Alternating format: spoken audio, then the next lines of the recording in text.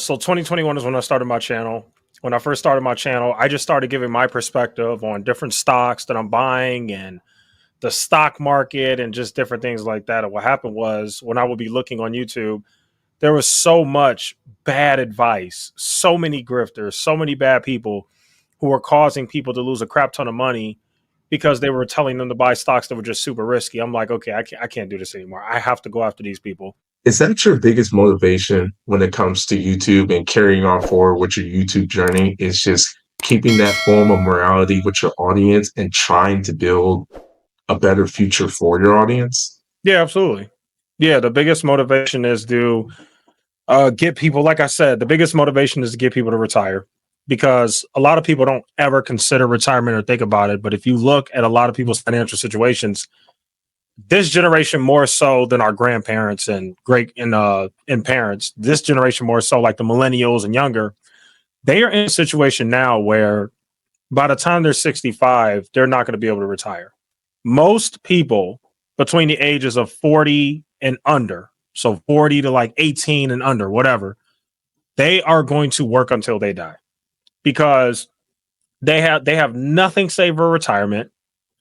Don't think about retirement. They don't think about finances, and we're very likely not going to have Social Security when we get older. So what the heck are you going to do?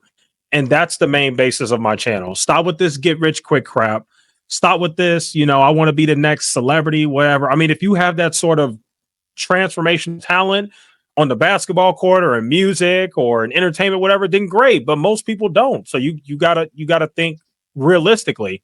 And that's really what my channel kind of does. It's like bringing common sense back almost. It's like, unfortunately, because we had a bull market in 2020 and 2021, and I call it a clown market, but we had like just this crazy bubble in stocks.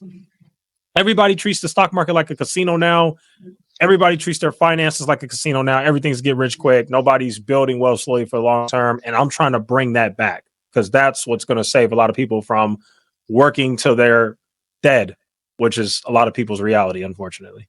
Finance is something that has to be talked about, and you got to be thinking about it, especially in your 20s. The problem is it's not really taught in schools, and most American families aren't teaching it either. So these kids are, they gotta figure it out. They gotta find out, and unfortunately, a lot of these people are finding out the hard way.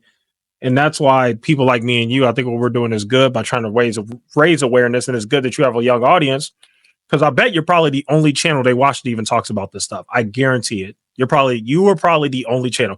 You and myself, for the people who watch me, we're probably the only channels that are talking about finance. Everybody else is, whatever else they want to talk about. What should you be doing for finances in your 20s? I think that's the best way we could kind of phrase this. So these are like your college years, after college years, your young adult life.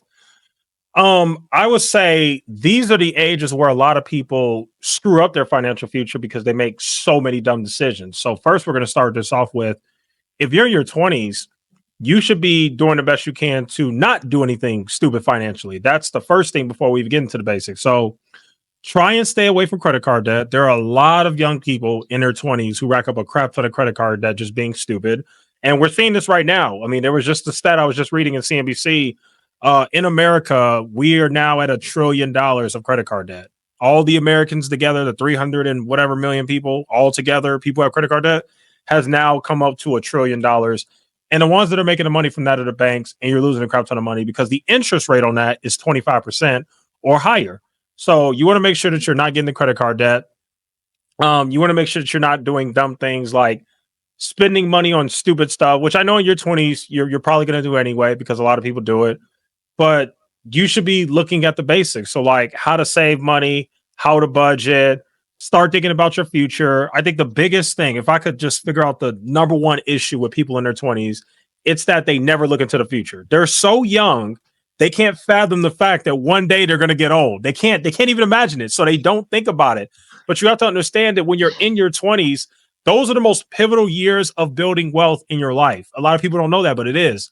If you invest in your 20s, that compound interest is going to make you a millionaire by the time you're 60. So it really comes down to just looking at the future. And so you want to make sure you're not accumulating a crap ton of credit card debt. If you're going to college, you need to understand that, yes, you're going to have fun in college, but you're here so you can get a well-paying job so you could do well in life. So make sure you get a decent major. Don't major in freaking basket weaving or gender studies or something that, and there's nothing wrong with those majors, but the problem is you're not going to make money. You know what I mean? So you definitely don't want to do that. And don't be afraid to start a retirement account. I just started my retirement account and obviously I already told you guys I had a 401k. So that's different. I did have a 401k when I was like 19, but that was through my employer, blah, blah. I started something called a Roth IRA, which is another retirement account, not through my employer. It's just something that I started that I have money to. I just started that 2 years ago. 3 years ago, if you start a Roth IRA younger than me, you will be in such a great position when you get older, because what happens is Roth IRAs are amazing. And that's why they only let you invest $6,000 a year into them, because of how amazing they are. You are able to invest up to $6,000 a year into it. And all that compound interest that accumulates, you pay zero taxes on it once you withdraw it when it's time to retire. Roth IRAs are one of the best retirement accounts you can have.